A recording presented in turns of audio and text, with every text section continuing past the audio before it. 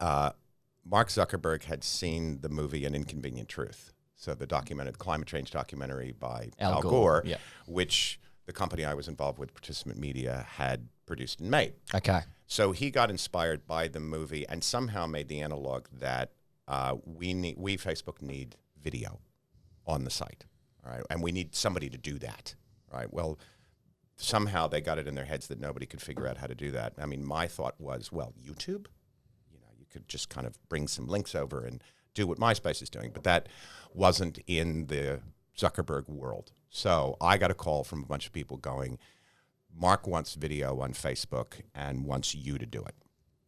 I went, okay.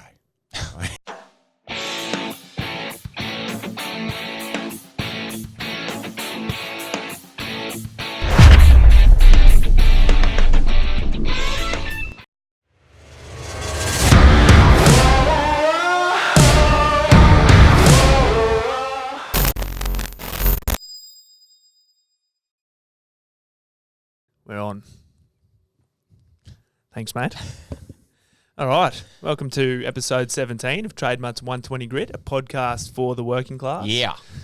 Today we've got a very special guest, as usual. He's special. Every week. He's special this Every one. week. Chris Adams. Now, I'm just going to throw a few names out there. You've done a bit of work for Facebook, a bit of work for Amazon. Mates with Mark Zuckerberg. Well, Zuck. Well, we've bumped shoulders. Yeah. Participant Media. Yes. Done a bit of work on the ASX. All-round good guy and legend and catcher for West's Bulldogs. Yes. Chris Adams, welcome to the podcast. Thank you, boys. Very nice to be here. Good to have you in, mate. Thank Finally. you. Finally. Yeah. I know. It's been too long. I know. Now, we met back at Impact Academy in Spring Hill.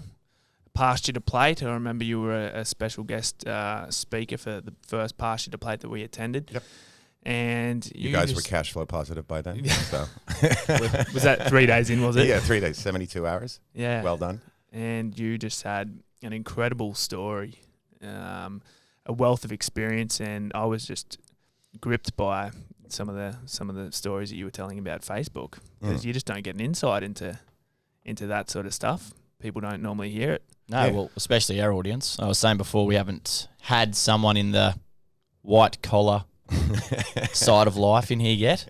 So it's going to be good to chat with you, Cradams, because Facebook, I don't know anyone else that's ever had anything to do with Facebook, as in working with it. Yeah, everybody has everything to do with it. Yeah, but now. actually working at HQ, yeah. So run us through that. How did you get a gig at Facebook? It's one of those strange things that's kind of part and parcel to my career. My wife likes to say that I've just tripped and fallen into all the right places at all the right times. Sounds familiar. It was just really, I was actually planning on moving to Australia. My wife and I had our child, and that was the plan, come down to Australia.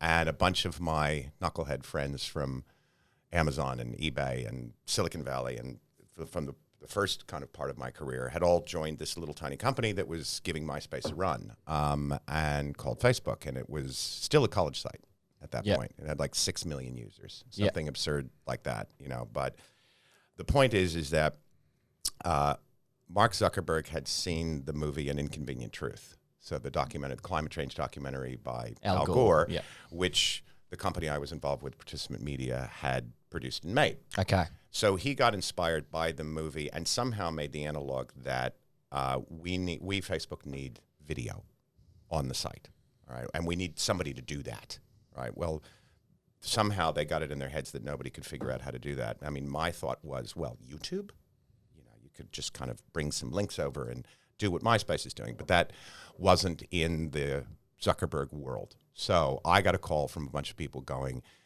Mark wants video on Facebook and wants you to do it. I went, okay. Cool. So don't know how to do that. Sat down with Mark. First and foremost, I had to have him explain to me what Facebook was, because I didn't know. I was 40. He was 12. What was his pitch? What was his pitch? He came with the kind of very standard or very, very succinct pitch that Facebook is a social utility that connects you to people that you already know, right? Which to me is a phone, right? Like I'm thinking, if I know Ed and Dan and I want to connect with them, I'll ring them, right? So naive me, kind of Digital 1.0, was thinking that Facebook was unnecessary because we have mobile phones. A Motorola Razor right here in my Right, pocket. Motorola Razor. Roll 3310. So I said, look, that's not going to work for me because I don't understand that. And he said, okay, all right, let's back it up. So when you wake up in the morning in your work life and you're going online, and what's the first thing you do? Email. Right. Okay. Outlook, whatever your tool is, Gmail, Outlook, Apple Mail, whatever. But email is generally the first thing that we do and did at that point. And he said, your entire work life is on email. I said, yes, that's where I live. Okay. That's where most people live. He said, great. We want to be Outlook for your life. So everything that is about your life, you know, your kids, your family, your friends, the places you go, the things you experience, your hopes, your dreams, your whatever, blah, blah, blah, all that stuff goes on Facebook. I went, right, okay, Outlook for your life. Well, he was right, because that's what it is, right? Yeah. You know, we have email and we have Facebook. And, I mean, generally, that's kind of someone's life right there. So how do you incorporate video into that? I came up with this crazy idea to call a multi-Emmy and Peabody Award winning reality television producer who I know. Kim Kardashian? No. A guy named R.J. Cutler, who's just an absolute genius. And he was famous for making some pretty hard-hitting social issue documentaries and reality television shows. So I went to him and said, look, here's this Facebook thing, and we want to do, I don't know. And R.J. and I kind of workshopped it and came up with this idea called Facebook Diaries, where what we would do is there would be a call to action every other week on Facebook. So respond in the form of a first-person video diary entry to the question, who am I? Right? Or what makes me laugh? Or biggest heartbreak? Or biggest memories? So these are rather esoteric, kind of questions. Now, this is pre-iPhone, right? So this is like webcams and stuff. Of course. So this is 2006. Yep. All right. So shit, we moved fast. Yeah, we moved incredibly muck around, fast. So did this is like, your laptop doesn't come with a little camera in it. Right? So we figured we would get tens of videos a month. Tens. We got thousands and thousands and thousands of them. Yeah, right. So each month, got them together around a topic, make a TV show, and we did deals with Comcast Cable Interactive, the independent film channel, and it became the first ever user-generated content, linear reality television show that was made entirely on Facebook. No, it was broadcast day and date on Facebook, the independent film channel, and on Comcast. So it had terrestrial television, it had cable television, it had online, and it was a TV show that was made entirely of user-generated content. So there was no production. Yeah, right. No cameras, right? So not like Yeah. So it was pretty amazing. And so we started putting this TV show onto Facebook every month. And then bites of it would go, they would kind of manipulate them around. And then where it all built up to, amazingly enough, was the idea that we've got all these outtakes and we've got these incredible moments that aren't making the show. What do we do with them? And we're sitting around in a meeting, and a bunch of us kind of went, we could share them. You should maybe share them. And the engineers are sitting there going, well, yeah, it's a good idea. And we're all sitting there going, and could you make a button? Right? Like a button you could share, like a share button. Right? And the engineers are going, yes, we can. Yes, we can do that. Right? So share button. So you're responsible for... Well... No, you played a part. Yeah, the show. This is history. Yeah, the show, and so the two things happened as a result of the show. One is video went on Facebook, and the other was the necessary launch of the share button. Wow, which is pretty incredible. It is pretty incredible. amazing. For everyone out there listening, make sure you share this video. Yes, share this podcast episode 17. Yeah, absolutely. That's epic, isn't it? That's awesome. It's incredible. So incredible. Yeah, wow. And so, in terms of when you're building that and when you're developing that, how closely are you working with the top dogs at Facebook? Very close. Yeah, right. Because it was. I mean, when I got there were single-digit millions of users. So in the 3 years that I was there, it went from call it 10 million users and a college site to 500 million users. Right. So the first big injection of VC capital came in at that time. Microsoft came in with nearly $1 billion. The market cap went to billions and billions of dollars. Every time I would come, I was living in Los Angeles and they were up in Palo Alto. Every time I would come up there, they had bought a new building. So I would be going to the team that was there to go and work with them. And I'd go to the building that I was at last week. And then 2 weeks later, they're like, oh, no, they're down the street, take a left on Hamilton and go down there. So it was rapid growth. Unbelievable. Unbelievable. But I spent a lot of time with Mark, a lot of time with his sister, Randy, who is incredible. She was like employee number 2. She's now a multi-Tony Award-winning Broadway producer. Wow. She's a singer, an actress. She's a children's book author. She's a keynote speaker. I don't know. She has a rock band. I mean, she's just unbelievable. But I spent a lot of time with Randy and a lot of time with folks like.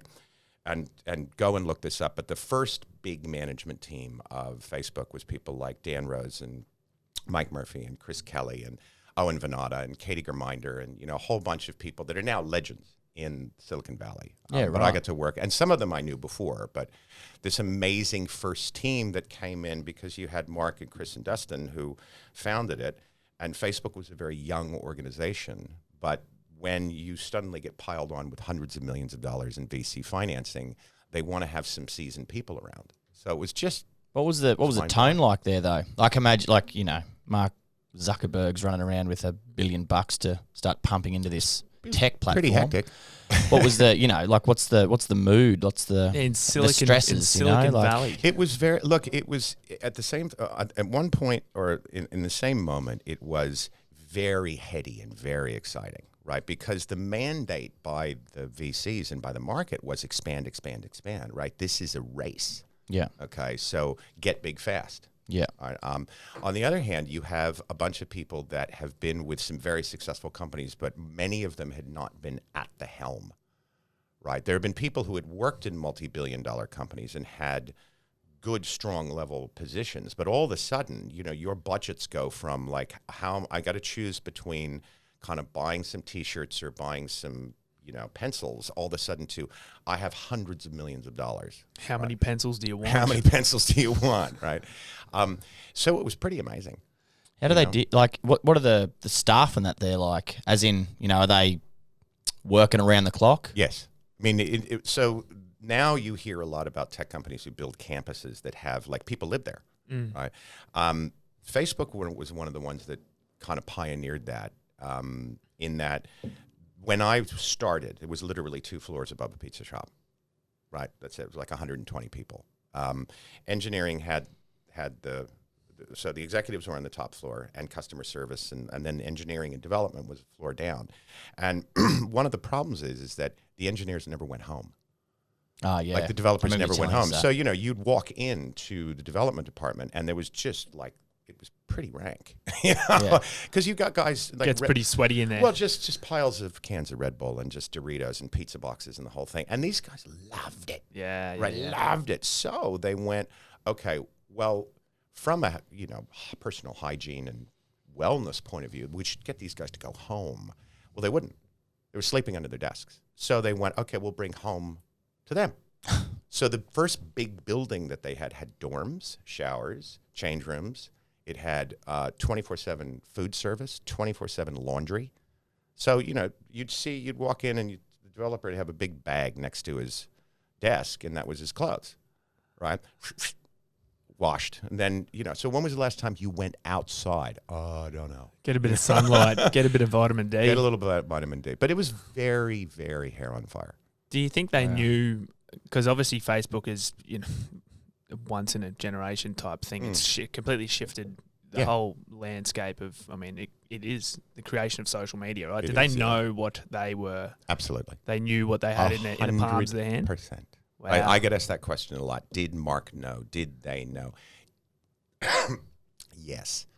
Never a doubt. Now, the ultimate manifestation of it, there are certain features and things that have become iconic that you don't predict. You don't predict an individual feature. Did they predict that they would buy Instagram? No, is that type of thing. But did they know that they would be the dominant force of the collection of data, images, video, and your life yet. That's the plan. I mean, right before the IPO, I sat down with a very dear friend of mine who ran everything. He ran mergers and acquisitions, but he basically had product marketing and business development underneath him. And I said, geez, you got 1 billion users. Where are you going from here? And he said, well, we don't really see a need anymore for websites. Right. So kind of the internet is useless. It's just on one. Right. So one why? area. And he made the case for it was fascinating. If you have a Facebook page, personal page, business page, charity page, everything you do Is everything's it's still central. Why do you need a website? There's an argument to say you don't. And you can even we can sell our shirts through Facebook. I know. Do everything got through this Facebook. Exactly. Yeah. You can sell your shirts. There's virtually nothing that you can do on a website that you can't do on Facebook. So that's it's kind of an eat the internet. You don't have to strategy. remember people's birthdays anymore. Yeah. Oh, it's so handy, isn't it? It's very nice. Yeah. Very nice. Well, what was the move to Australia? When did that all happen? 2009. Okay. So I married an Australian, very, very fortunate. She came over to the States because I was working at Amazon at that time. Not only did you marry an Australian, you married a Shazza. A Yeah, Shazza. you did. Yes, I did. Shazza from the Gong. So You don't get any more Perfect. like that's Shazza brilliant. from the Gong. Yeah. So, but the mandate, it was pretty simple. I was going to move to Australia in 2000, or she was going to move to the States. I'd never been to Australia. She had been to the States. She said, look, I'll come over. Right. I was at Amazon. It made sense. But very clear mandate. I'm the only one in the family allowed to have an accent. So when we have kids, that's it. Boom. So when my son was 30 days old in 2006, because he was born in late 05, boom, right? Got him passport, and we came down. Bought a house, whole thing. Yeah. We were planning, like I said, I'm going, because, you don't mess with Australian women at all. Right? They say, we're going, and you go. It's pretty, just make your life easy. But we came down, and we were here for 3 months and the whole thing, and then I got the call from Facebook, right? So we went back, but we moved down in 2009, right before my son started school. So it was inevitable. It was never anything I had to stress about.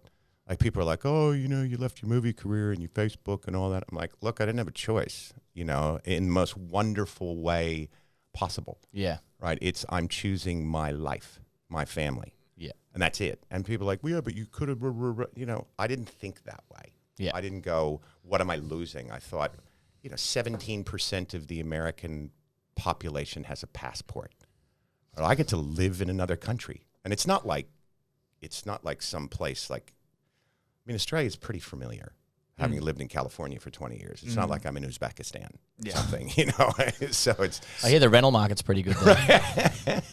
So you had people, I guess, a bit bemused with the fact that you were immersed in this kind of Silicon Valley lifestyle, and you've upped and left. Yeah, they couldn't believe it. So It made complete sense to me. It kind of seems like its own little world, right? Mm. I mean, obviously it is. It's a little total bubble. And is that how it is? Is it like it's just... Look, I mean, there was a 20-year period from, kind of the mid-90s to the mid-2000s where it absolutely was a bubble because it's a young industry.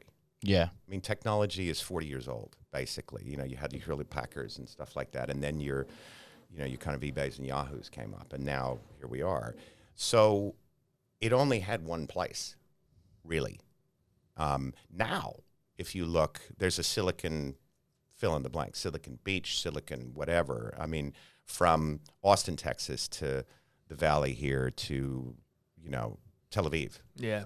It's amazing because it's this crazy thing called the internet, right? Yep. It can go Go anywhere. anywhere, yeah. It can go anywhere. But it was very much a bubble. Like Hollywood for 100 years was a bubble because a lot of it had to do with where things are made.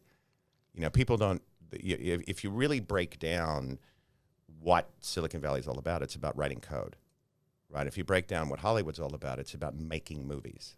So they have to be made someplace. And yes, there's lots of locations but for 20 years, you really couldn't remotely write code to the level that you can now because the internet wasn't that fast.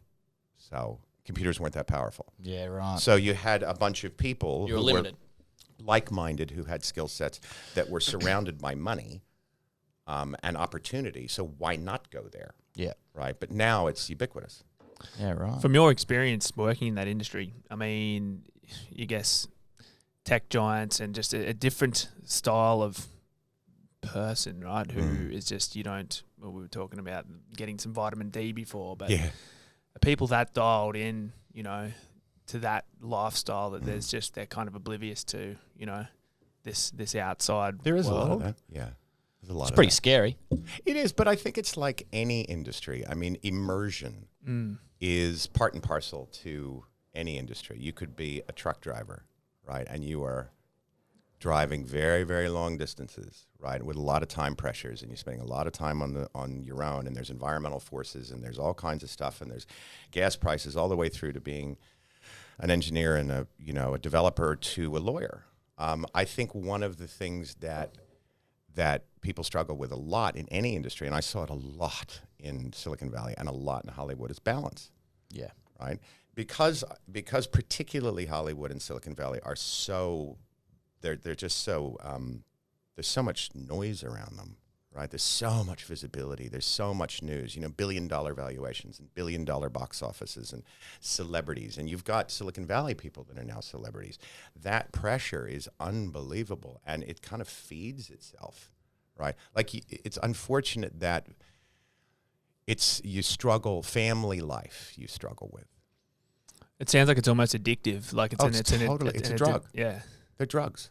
Absolutely. But we don't look at that, I guess, addiction as the same way as we look at drugs, right? It's the same thing. It is something that it becomes a need that you can't get enough of. You can't get enough of making movies. You can't get enough of, chasing the valuations of companies. Next big thing. Being the first or all those types of things. I mean, I look at it really simply that the addictive qualities are pervasive in any industry. It really just comes down to when you lose perspective about why you're actually doing it. What's the reason behind Like, what this? am I doing? So, I mean, I don't know about a lot of people, but I've certainly seen it. It's happened in my life where you just become so consumed. Then you realize, well, wait a minute.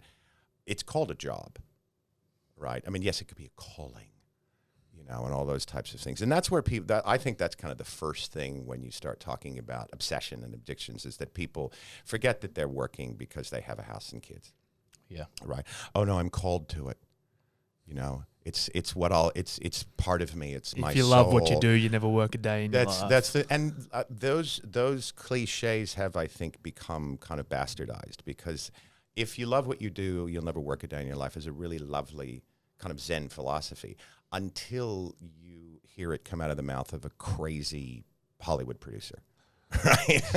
Who you realize is just hopeless, right? Famous, rich, but, on the fourth heart attack and all that kind of stuff. Looking back, I just saw so much agony and so much ecstasy. Yeah, wow. Is there anyone there, like, taking care? I mean, there's obviously a growing shift towards, taking care of your mental health in every aspect in your work, and lots of workplaces are promoting this. Is there anyone in those kinds of environments who are actually, trying to promote that and say, hey, listen, absolutely. Go for a couple Ks on the treadmill, or absolutely. Like go for... Well, I think that if you look at something like Facebook, I mean, Facebook has become a distribution source for wellness and for mindfulness and for help and for reaching out. And it's wonderful because you can, as a practitioner or as a movement, or everything from Are You Okay to Me Too to what you guys are doing, you can use a platform like Facebook in order to reach people. The problem is that Facebook is set up to have everybody be able to reach everybody at an incredible speed. So it's the pace. But those industries, like many industries, are absolutely rife with all kinds of programs, people, practitioners, therapists, help. I mean, in Hollywood for many years, if you wanted to get something up on your competition, go to an AA meeting, right? This is like the ultimate in bad behavior. Go to an AA meeting, find out who of your competition at the studio is there, and then hold it over them. Wow. Yeah, like it happens. Yeah. You know, people would send their assistants to AA meetings. Hi, my name is Jane. I'm an alcoholic. And they'd be writing down if the big producer from XYZ studio was there. Like Shit. it's That's so nasty. you've got to deal with somebody. Just take that as a vertical, right? You're dealing with somebody who has made the step because they have an issue in their life that happens to do with, let's say, alcohol. They are going to a place where it's supposed to be anonymous and respected by a series of social mores and rules, but it's being completely purged by an insipid nature of an industry that it gets. So you're going to get help, but you're not safe. Now, it's not everywhere, but that kind of stuff happens. Yeah, wow. But there is a lot of good because those industries particularly are, like many, unbelievably rife with pressure. Yeah. Right? And ultimately, you know, the movie industry and the software industry, I mean, it's a lot personality driven, vision driven. It's very ego, isn't and it? ego. I'd imagine there'd be a lot of people that would be just chewed up and spat out. Definitely. Definitely. Well, there's an old saying, how do you make $1 million in Hollywood? Start with $1 billion. Yeah, right. So, Jeez. So you moved to Australia. How, Moved to Australia, thank how was God. that? So how was that? Was it what you expected? I didn't know what to expect. Was it a bit of I mean, it's a huge change of pace. Well, look, everybody says, "Oh, Brisbane, it's so slow." You know, Where's Vegas? Yeah, you live in Brizzy. Hardly. How could you live in Brizzy? It's like, I love it. Yeah. But I grew up on a farm. You know, like I grew up in a small town. Whereabouts? In Pennsylvania. Yeah, right. Yeah, so it's almost coming full circle. I love this quote unquote slow pace of Brisbane. I love it that Sydney is its own thing, and Melbourne has its own thing, Perth has its own thing, Adelaide. I love them. I can't describe it any other way than I've been searching my whole life for home, not as it relates to like my home, my family, but a home within myself where I considered myself to be at home, and I never felt it until I moved to Australia. Wow. Yeah, right. That's So cool. seriously, like it really surprised me a couple of years in. I was just happy and content. And people are like, "What? You know, you're doing really well." I'm like, "Yeah, I'm kind of home." You know, and that word That's a came out of pretty my mouth, and I was awesome like, feeling. "Wow, Yeah. you know, really, that's what it is. That's awesome. cool." Yeah, man. That's epic. cool. Shit. Well, it's a great country. And Yeah. Well, mate, of course, it's the Yeah. best. And so you've come over and you got a love for baseball, a massive passion for playing ball. Yep. You found your straps. They don't call Yeah. it playing ball. That's basketball. Oh no, you do. Do they? Baseball players call it playing Oh, ball. right. I was about to Yeah. pull you up on that one. I was like, that's a He- shocker. He's always waiting to pull me up. Well, he's good at it. He is, isn't he? And you found your straps down there at West Bulldogs. Yeah. Yeah, nice. Yeah, well, it's incredible. I mean, it's like you guys know better than to get me started, but I'll be quick. The thing is that when you play a sport, you know, whether it's football, gridiron, right, or basketball or baseball or hockey, particularly kind of the big four sports in America, if you are a top performing or if you're lucky enough to have a kind of career in high school with the club, with the, you know, your kind of whatever club, their equivalent of the club system next to it, if you don't go on to play in college, you're done. You stop playing ball. And if you play in college or you get drafted and go into the minor leagues, if you don't advance to the professional ranks, whether it's the show or the minor leagues or whatever, you stop playing ball. Right? So I stopped playing baseball in 1985. Right? And of course there's like softball and, you know, I went to college and fraternity and, you know, all that kind of stuff. But playing competitive baseball stops. Yeah, You- You don't play as an adult. I mean, there are now leagues and things, but for the most of from high school through my adult, you know, becoming an adult, there was just no opportunity. Come here. It's a club system. Unbelievable. I could not believe it. I took my son down when he was 6, down to the baseball field and said, here's baseball. And playing T-ball and the whole thing. And the guy running the T-ball said, I was just throwing the ball to my son and stuff. And he's like, hey, do you play? I'm like, well, in the 80s. You know, like, come along Monday night. How old are you? You know, and I would think I was 46, 45, 46 30. at the time. Yeah, and he's like, I'm 46. And he goes, great, you can play Masters. Come Monday night. You know, do what? We're going to play. What position do you play? I'm a catcher. And do you have any gear? No. Okay, well, we've got it.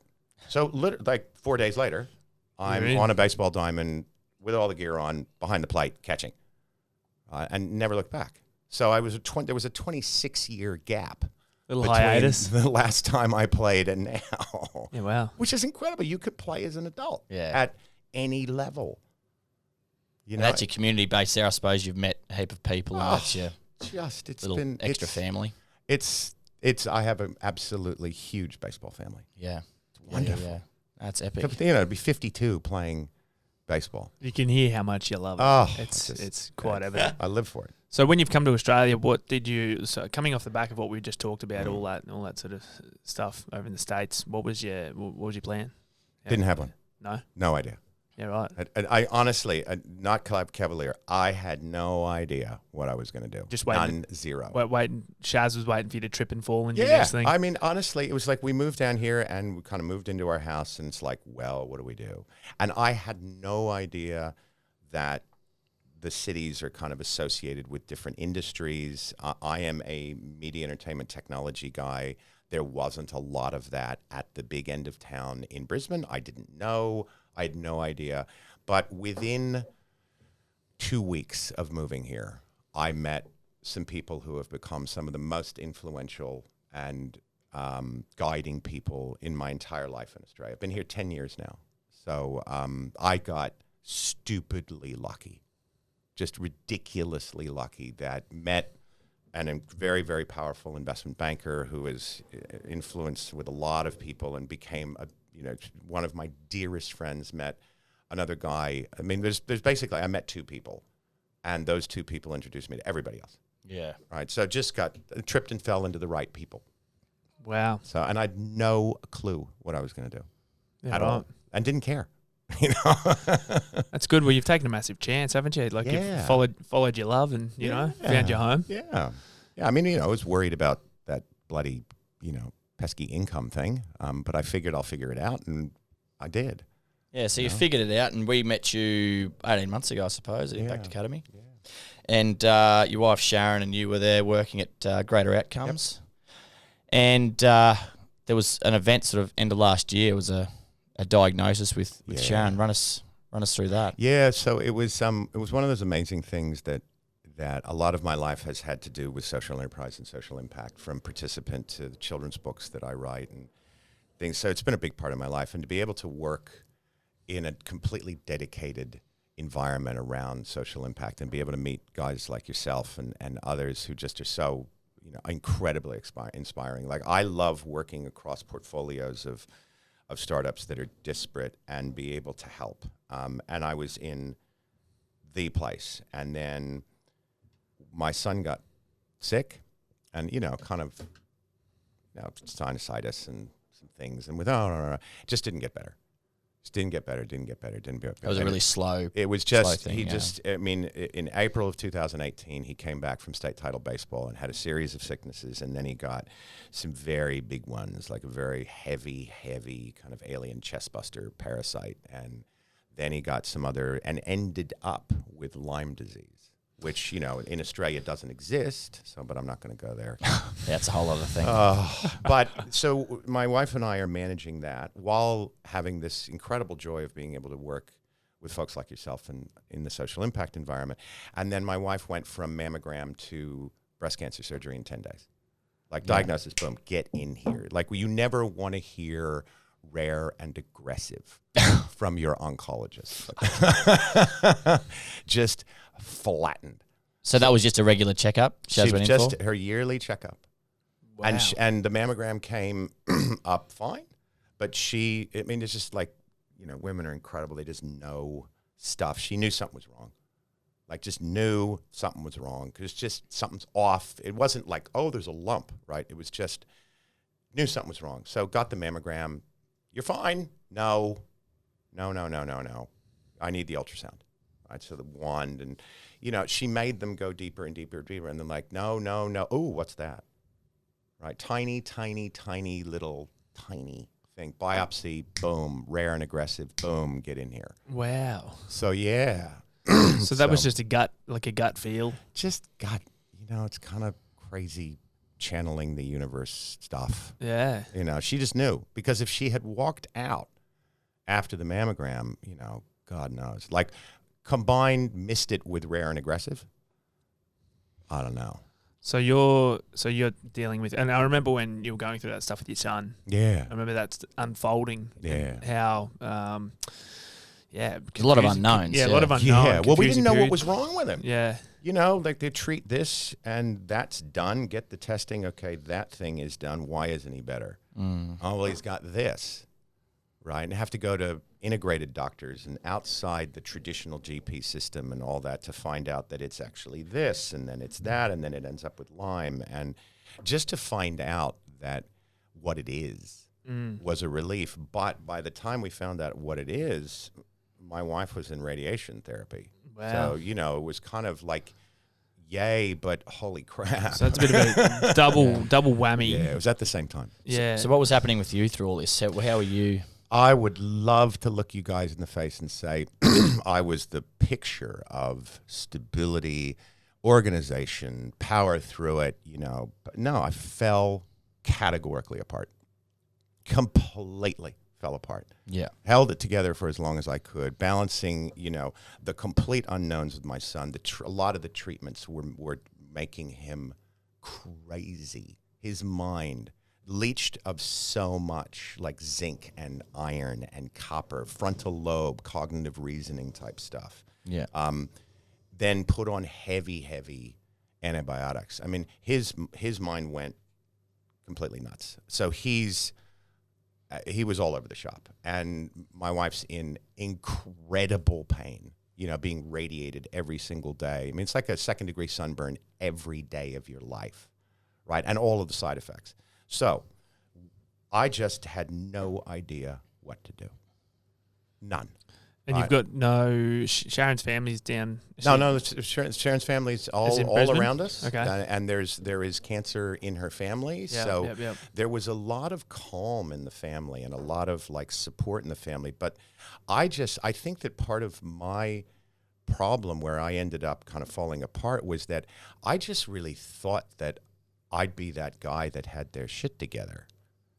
Right, I thought I'd be that guy because, like, I'm the kind of guy you want if a house is burning, right? I'm the kind of guy. Right, okay. Have you got the kids? Have you got the cat? Have you got the pictures? Have you got this? Okay, good. It's just a house. Don't worry about it. Okay, we're outside. Right, I'm that guy. I've always been that guy. How many houses have burnt down in your time, no, it's Cradams? just metaphorically, you know. Oh, right. Yeah, but I can. Sounded like you'd been through that. No, but I'm that. I've always been that guy. When there's I the know. bigger the problem, like I don't handle little stuff. It's the bigger the problem. Yeah. I'm fine. That's me. Okay, I want like that. ding, ding, ding, Yeah. right? And I thought this is the biggest problem ever in life. Okay, opposite. Just didn't know what to do. Well, it's your entire family, right? Yeah. It's like, it's hard enough to deal with, you know, what the unknowns of what your son's going through. And then, you know, as parents, and then to have half of that, you know. I was just paralyzed and guilt-ridden and trying to figure out what to do at any given moment. And just didn't handle it well at all. So you said you thought you'd like to be that guy. I mean, I think most guys could relate to that, right? I think most guys would like to think that they would be that backbone, you know, of pillar of strength. Yeah. But that's not how it turned out No. for you. So how sort of did it look? Look, it's just held on skin of our teeth. You know, my wife, on top of going through all of the therapy, just really was incredible with my son. I was trying to do the work thing. Like, I think what I did is I did the classic non-balanced thing. I kind of said, well, I can't really deal with a lot of it, so I'm just going to do the work thing. And I'm going to make sure that because, you know, going through this stuff is expensive. Shit, yeah. And it was kind of a series of well-meaning bad decisions, right? That when I knew they were both okay, right? Like, got the cancer. We got it. Okay. And we know it's Lyme disease and it's treatable in this way. All right. And I wasn't like falling apart during that whole thing. It was messy. Right. I wasn't that strong guy that I wanted, like, you know.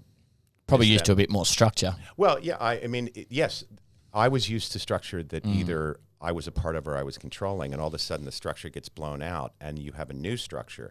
And I think I coped for a while, but when I knew that they were going to be okay, I just absolutely fell over. just completely fell over. Wow. Because you're putting so much into helping them and, work so hard, I suppose. And I had a bunch of stuff that had happened in my life, work-related, in the prior year where my mental health wasn't that great to start with. Because I'd just gone through some stuff that I'd never gone through before, very high pressure, some AXS-listed stuff that it was all fine. It's just I hadn't dealt with it. And the pressure was incredible, and I wasn't coping well. And then sickness. And then by the time I got to the end of 2018, it was just a full train wreck. And I think it was one of these things where I knew that I needed to get some help and to figure out a way to heal and figure out a way to cope and all that stuff. There's so much available. There's so many resources. It's so easy to pick up the phone, go see somebody, talk to a mate, those types of things. But when you're going 1,000 miles an hour, and the train is falling apart, and you know that there's a wall, it's like I must be that guy that just needed to hit the wall.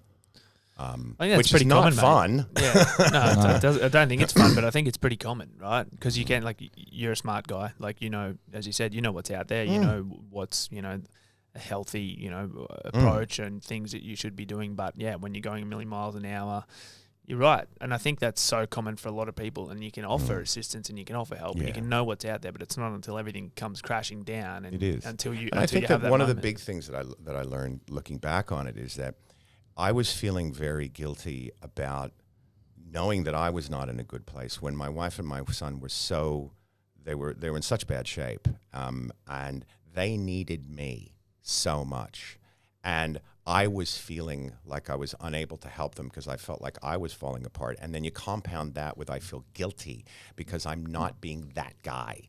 I'm not being that husband and that dad, right? So it just spirals. Yeah. You go, I'm letting my family down, and I know it. Why? Because I feel terrible because of this stuff that happened, which, geez, it seems really insignificant, but man, it's making, and just that kind of chatterbox, you just get into that Stuck death in your own spiral head, of blame and guilt and and you end up paralyzed. Well, where how were you coping with it? You know what I mean? Like, what? I didn't cope at all. I mean, Yeah. probably had a few many beers and wines, and probably too many, too many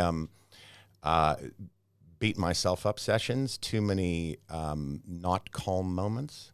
Yeah. Right. I didn't deal with it until I smacked it in the wall. Yeah. And then just went full on. Right. Okay.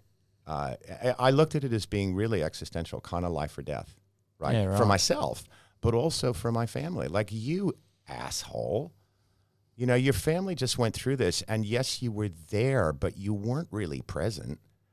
You weren't really there for them. You wake up in this wreckage and you kind of go, oh, well, I'm okay, you're okay, everything's sweet. And then you realize, no, it's not. But it's a trauma. Like, it's ultimately trauma. It's a traumatic event, right? Yeah. And then what you were talking about, going through some stuff in 2018, Yeah, ASX and stuff before. Yeah, for sure. Like, it is traumatic, and it's not. Trauma presents itself in lots of different ways, Yeah, it right? does. Yeah. And also, when you think you're on top of things and you think you're managing and you're just hanging in there, it's amazing how beasts rear themselves and present Absolutely. themselves, and it can only take like a significant life event like what you went For through them to all come to a for head. all to come to a head. Exactly. Well, right. I think that's important to takeaways to deal with that shit when it pops up. Look, it's that proverbial, you're in a dark tunnel. Is the light the end, or is it a train coming at you? Right. We all want to think that we will recognize it. We all know the signs. There is so much experience. I mean, the work that you guys are doing is helping thousands and hundreds of thousands of people, but particularly men, to stop that denial and to stop that shoving it down and to bring it to the forefront. But I think it's like, geez, I wish I'd been preventative.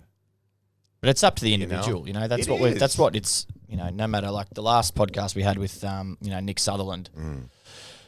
It's all about taking ownership yourself. So it's no matter how much noise Dan or I make, or you make as well. Now it's sort of like, unless someone actually goes and does it themselves, it doesn't mean anything. Well, you can't. A lot of people get to the place where they cannot be helped by anyone but themselves. Yeah. At the start, you have to make that pledge, Yeah. and you have to. I mean, it's incredible. This great Australian saying, right? Look after yourself, right? And I don't know what the American equivalent is, but I hear it, for years and years. Look after yourself, mate. Look after yourself, mate. Never really heard it, right? But when I realized that when an Australian says, look after yourself, mate, they mean it. Like, look after yourself, right? There's care, there's love. You are expressing something to a mate. It may seem like, A passing comment. A passing comment. I hear it now and say it now completely differently, right? If I hear, look after, yourself, mate, whether the person knows what I went through, what my family went through, all those types of things or not, I pay absolute attention to it. Yeah. Because it's this beautiful thing that in this wonderful culture and wonderful uniqueness that is Australian, this look after yourself thing, it just cuts. It really just cuts right to the heart of, this is a wonderful country that has amazing people who care about each other. And even though that comment seems so just off Throw the away. cuff, it's not. That is dead set about as fair dinkum as it gets, isn't it? I love it. That was a cracker. I suppose we do say that a lot, don't we? Yeah, we definitely do, for sure. Yeah, But whenever you're right, someone's it's 100% true. That is dinky dire right there, mate. That is awesome. Put a bit of that Yeah. on your toast. But I get,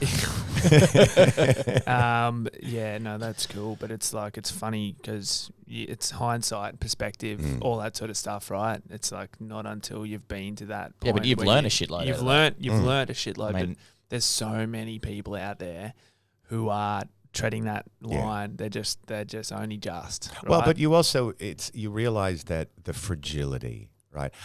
I've done a lot of work, had a lot of help, done a lot of things, made a lot of changes. It's a razor's edge. You realize all of us, right? just one It's straw just away from one breaking the back. One thing. And it could be external, it could be internal. Like the vigilance I have now for looking after myself. And Well, it's a priority looking for you after now. others is priority. Yeah. But I mean, the interesting thing is, like, we were out in Longreach on the weekend. And G'day, Longreach. G'day, Longreach. G'day, Longreach. And we were basically, there talking to heaps of locals. We were selling some shirts, and one of the people that came up to us, a couple, they bought some shirts, and how it goes, like, really often at those sorts of events is that their son had taken his life about 12 months ago. And I just basically said, like, how are you guys going? And, obviously they were still very shaken up about it and Still processing. it. But it was like, have you gone and spoken to anyone? They're like, no, we've got a family community, like we talk to them and stuff like that. And, it's sort of people keep struggling with trauma like that and don't go reach out and see people. And it's, for us now, it's sort of like, why don't you? But they don't know any different, if that makes sense. So it's like... Well, it's part of that processing journey, I guess, know, isn't it? I know, but it's like, oh, shit, I wish I could just have your brain for 5 minutes and, get you to ring this person and then I'll get out of your brain and leave you there.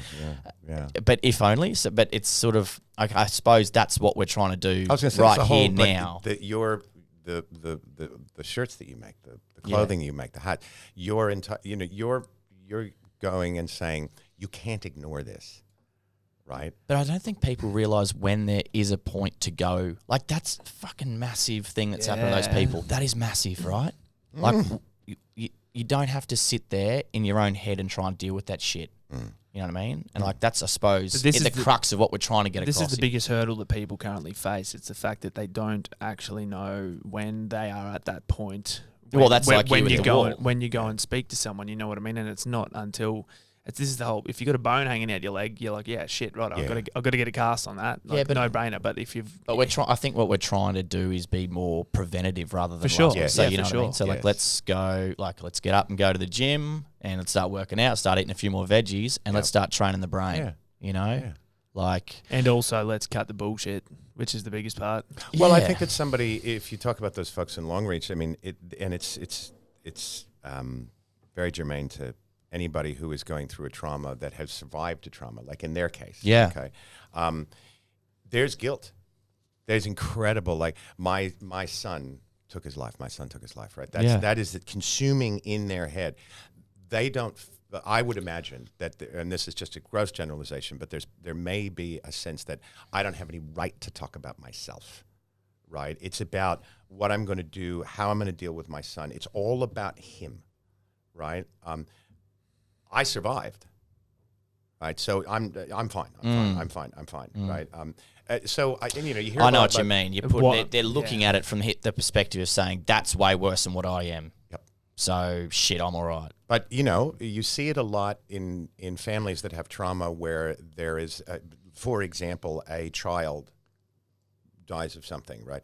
The other, as a parent, there's the loss of that child, but what about the other ones, right? What about mates? What about family? What about all those things? It just goes back to everything that you're saying. Preventative. Yeah. Right? It's not that hard to eat your veggies. Right? Get a good Put a bit of gravy on there or something. Just lubricate it a bit now. But that's it. Go down. Put it in a NutriBullet. That's it. God. That's it. Yeah, It's right. possible. Yeah, no, 100%. Yeah.